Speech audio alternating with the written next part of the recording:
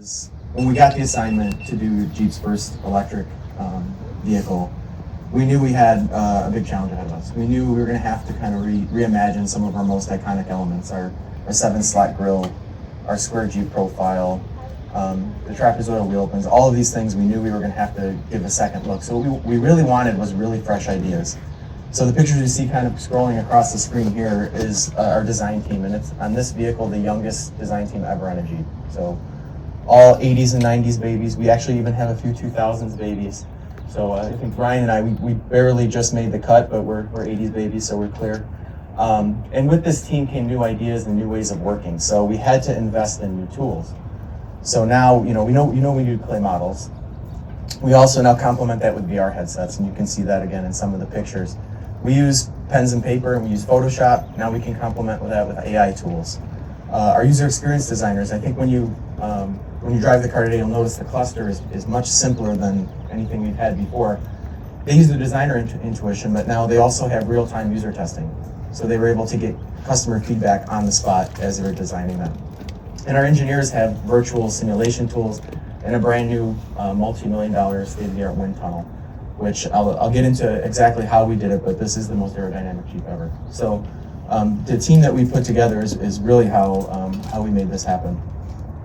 So I guess I'll start with the first challenge when looking at the front of the vehicle is our 7-slot grille. And we all know that is the iconic face of Jeep. And we also know Jeep is authentic and form follows function. And now I have to design a car that's electric and doesn't need any cooling. So how do we make this an authentic 7-slot Jeep grille? And to be honest, we searched around for a little while and we were coming up empty until a couple of the guys were at the Shinola Hotel one night, having a couple drinks. And they looked around and it just had a cool vibe about it. It had this really modern kind of ambient glow to everything. And as they're kind of looking around, as designers do, they noticed there's no light bulbs to be seen. How are they doing this? So again, we were curious. So we poke around the place and we found 17 light bulbs. I think Bob, he told me he counted 40. Andy said there's 32, but I think the designer number is the real one.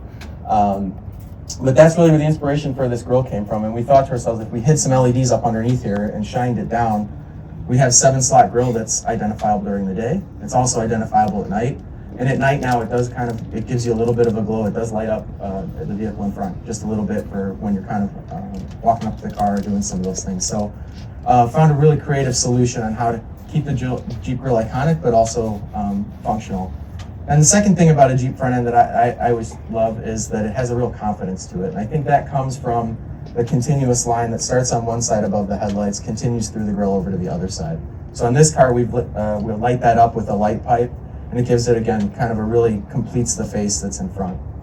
And as you guys are walking around the car today, if you walk up really close, you'll notice these grille bars that are kind of in shadow, they're leaned forward, and a little bit of a nod to the original Wagoneer. So pretty cool, innovative approach that the team took here on the front of this one. So then if I walk around the side a little bit, and try not to blow up the speaker, again, we had our second challenge. We had a super, super aggressive aerodynamic target, right around 0.3. Something that we've never achieved on a Jeep before. And again, we said, how are we going to do this? And it all started with, like it always does, with sketches. And this is actually the real sketch. We didn't create this for the media event. This is actually the real sketch that Eugenio did. And what we loved about it was you could see the trapezoidal wheel openings kind of really prominent on the side.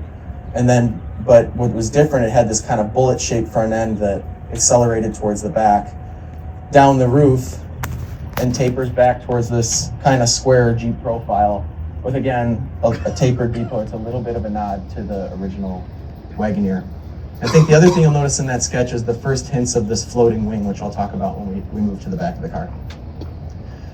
So the other thing I wanted to mention about the design of the car that you can really see from the side, it's a really graphic, really high contrast design. And the launch editions that we have here are a really great way to show that off. So standard black roof and dual paint sunroof. So everything from the kind of middle belt of the car up is black. And then everything from the lower cladding to the bottoms of the bumpers and the 20-inch wheels are gloss black on the bottom. So again, really separates the body between those different elements, gives it a high contrast look, stretches it out, really captures kind of the essence that we loved of in that sketch. So again, launch edition, what cars you guys are going to be driving today do come basically one way. You have your choice of exterior and interior color.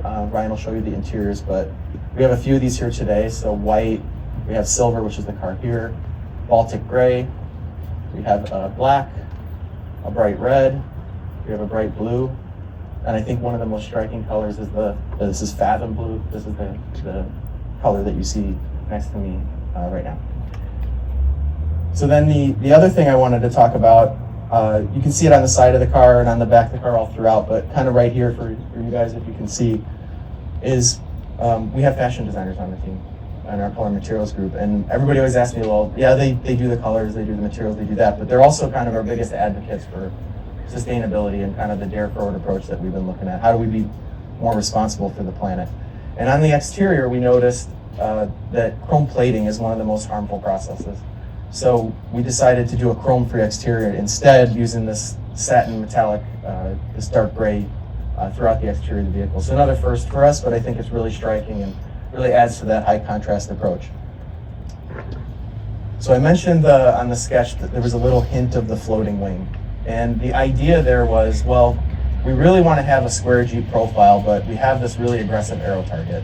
How are we going to achieve that? So the designers thought, you know, this whole middle area of the roof, if we just let that be, you can kind of see how round this is underneath here, we just let the wind tunnel design that, and we use this rear wing to kind of bridge the square profile across the middle. And, you know, we sketched it, we started putting the clay models, we thought we better not show the engineers, they're never going to let us get away with this. But we worked together really well.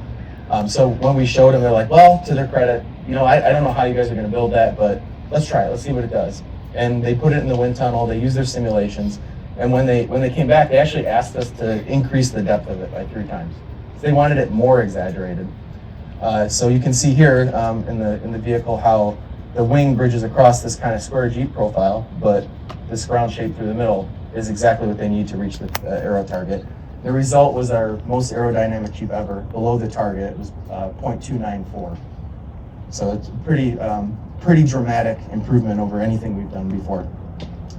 The second thing I want you to notice on the back is this is where we kind of complete the full set of LED lighting on this vehicle. So again, like the front, really thin, really dramatic lighting that goes from one side of the vehicle to the other and helps kind of exaggerate the width and also kind of accentuate that kind of high-tech feel this vehicle has. So I guess that's the exterior design, kind of complete reimagining of the 7-slot grille that's iconic but also functional. A really iconic squarish Jeep profile, but our most aerodynamic Jeep ever. And then our most sustainable exterior ever with completely chrome-free, all put together using new tools, new methods, and kind of the youngest design group we've ever had on a vehicle. So with that, I'll introduce Ryan Nagodi to go through the interior. Thank you guys very much.